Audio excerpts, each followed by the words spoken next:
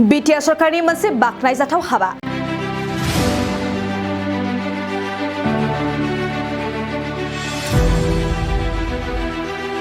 BTR सरकारनि अननायाव सोमावसारनायाव जोखोम जानांनाय गोबां सुबुंफोरा रेहाय मोनबाय। नंगौ, बडलेण्ड सोमावसारनाया बर'फोरनि मोनसे खास्रि बिस्रि जारिमिन।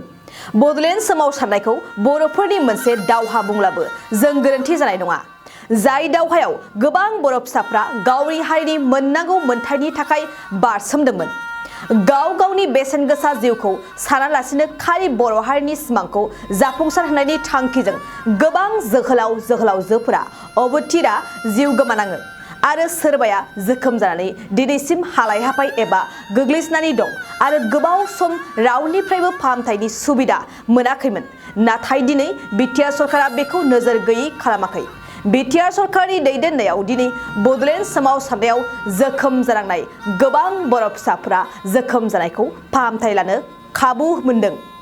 बिटिआर सरकारनि बेबायदि थांखि लानायखौ फाहामथाय लानो खाबु मोननाय बिजाथिफोरा खोब गोजोननाय फोरमायदों आरो बिटिआर सरकारखौ गोसो गोरबोनिफ्राय साबायखर होदों। गिबि आं बे बडलेण्ड रादाब नोंथांमोनखौ साबायखर होबाय। जोंनि दुखु मोननायाथ' गोबाव सम जाबाय। 1989 घटना, बे आबसु आन्दलन बे माबायाव जों बिदिनो दुखु मोनदों। माने गुलि हाबनानै दंमोन। बेखौ सिकित्सा खालामनो जों बहुद सरकारखौ खावलायदोंमोन, नाथाय केयार खालामनाय जायाखै। बे समाव आन्दलन समखाय जों जेरावबो सिकित्साखौ लानो खाबु मोनाखैमोन। जोंहा रिजा सरकार गोदान फैनाय प्रमद सार बिथां, बेखौ हाजासे साबायखर होयो। दा जोंखौ बेयाव ट्रिटमेन्ट लानो फार्स्ट प्रिपारेसन माबाखौ लाबाय आरो सिटि स्केन खालामबाय, एक्सरे खालामबाय। दा दङ, बेखौ मोनबाय गुलिया। ओमफ्राय दा जों ट्रिटमेन्ट बायदि बेबस्थायाव दं आरो दा।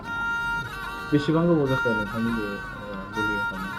बेथ' 30नि एबाब जाहैबाय नामा। बे 89 नालाय, 1989नि घटना। 31, 32 जाहैबाय आरो। एसेबां बोसोराव नोंथांमोननि जिखिनि खस्थ' जानाय जेबो गैया सार, जेबो लानाय जायाखै। जोङो न'निफ्रायनो दुखु खस्थ' खालामनानै हा हु फाननानैब्लाबो जों मा खालामदों आरो इन्जेक्सन टिन्जेक्सन मुलि थुलि बे ट्रिटमेन्टखौ लाबाय थानाय जादों आरो।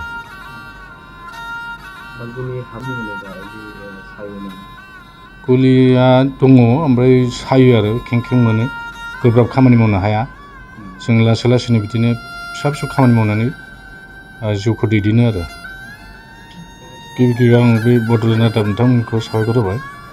जोंनि दुखु मोननायाथ' गोबाव सम जाबाय। 1989नि घटना, बे आबसु आन्दलन बे माबायाव जों बिदिनो दुखु मोनदों।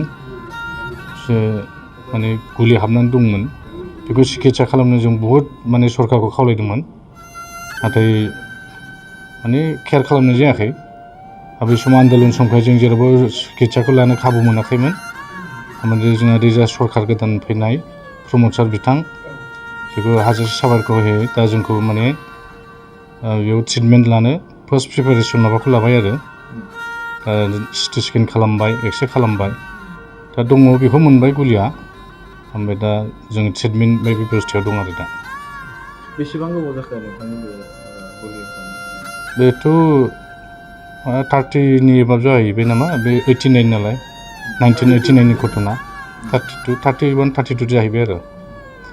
एसेबां बोसोराव नोंथांमोननि जिखिनि खस्थ' जानाय जेबो गैया सार, जेबो लानाय जायाखै। जोङो न'निफ्रायनो दुखु खस्थ' खालामनानै हा हु फाननानैब्लाबो जों मा खालामदों आरो इन्जेक्सन टिन्जेक्सन मुलि थुलि बे ट्रिटमेन्टखौ लाबाय थानाय जादों आरो।